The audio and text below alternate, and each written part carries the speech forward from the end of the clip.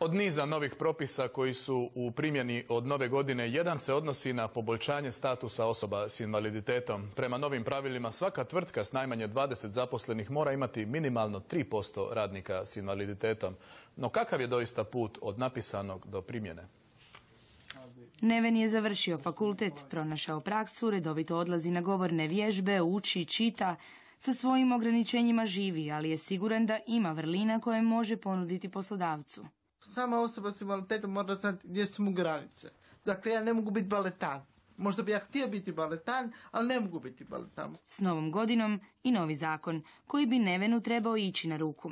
Svaka tvrtka u Hrvatskoj s najmanje 20 zaposlenih, pa i ona privatna, morala bi zaposliti barem jednu osobu s invaliditetom.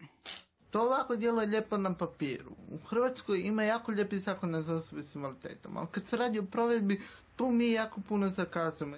S druge strane, novi zakon poslodavcu Vladi Petošiću znači 30 radnika s invaliditetom. Pozdravlja izmjene, ali to će njegovoj tvrtki, tvrdi, povećati troškove proizvodnje.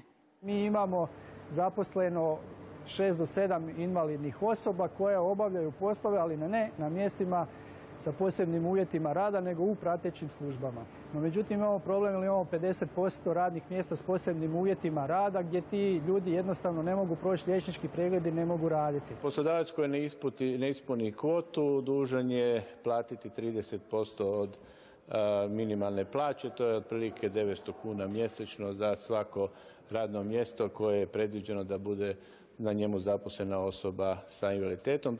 Uredbu su donijeli, ali kako će funkcionirati vidjet ćemo 28. veljače.